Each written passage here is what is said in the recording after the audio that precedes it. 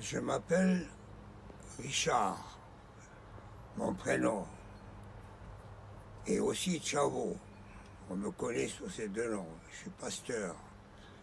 J'ai un ministère de 60 ans de ministère.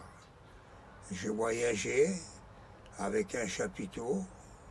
On faisait des conférences dans les villes, souvent dans des grandes villes. Je montais, je démontais. J'ai fait la Suisse, et j'ai fait la Belgique, j'ai fait la France.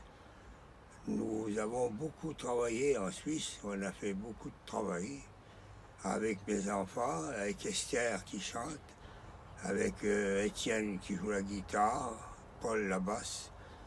On s'est vraiment réjoui en prêchant la parole de Dieu.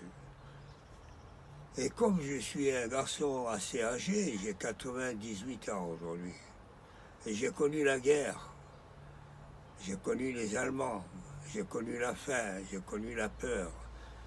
J'aurais dû partir dans l'armée. J'aurais dû être envoyé en Allemagne. Je me suis caché.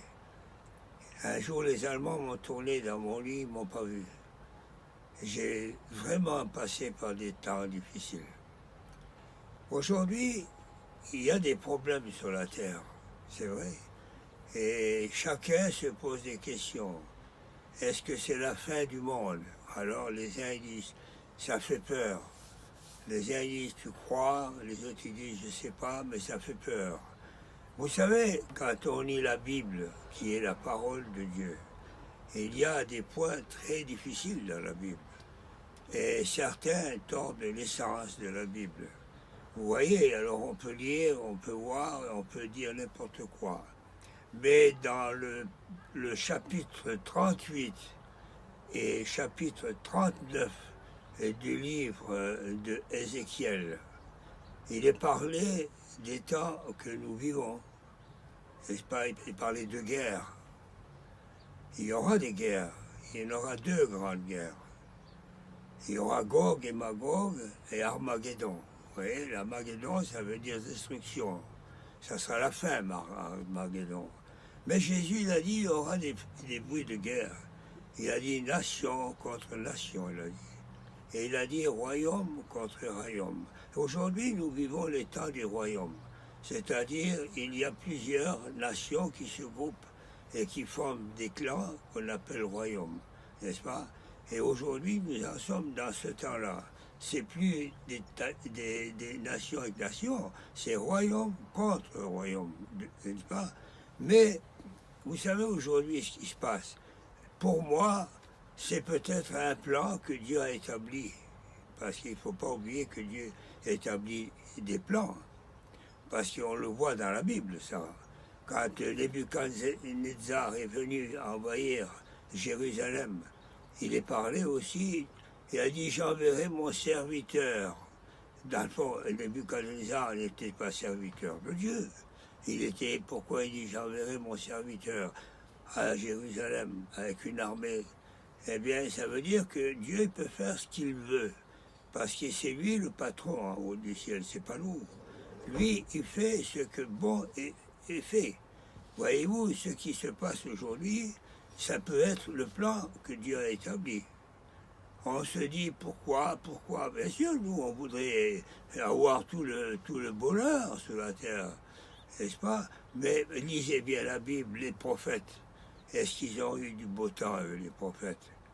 Ils ont passé par des temps difficiles. Jérémie, qu'est-ce qui s'est passé? N'est-ce pas, vous voyez Daniel, qu'est-ce qui s'est passé? La fosse au lion de Daniel. Il y a des choses étranges dans la Bible. Et c'est le plan de Dieu qui se réalise au fur et à mesure. Alors pour moi, Dieu a mis quelque chose en place que nous verrons à la suite. Vous comprenez?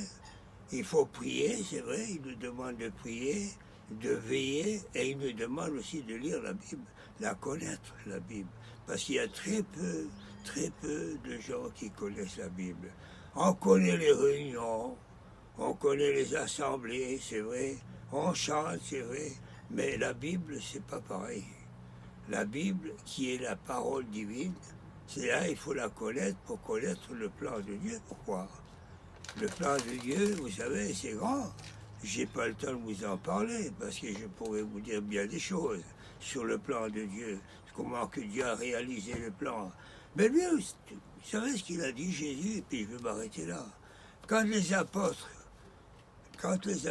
sont réunis au Mont des Oliviers, dans le premier livre des Actes des Apôtres, chapitre 3, verset 3, eh bien, ils ont vu Jésus qui est venu, et ils ont dit, Seigneur, quand est-ce que tu vas rétablir le royaume d'Israël? Parce que ça les intéressait à Israël, c'était des Juifs. Qu'est-ce qu'il a dit, Jésus? Il a dit, ce n'est pas à vous de savoir le temps, le jour que Dieu va établir.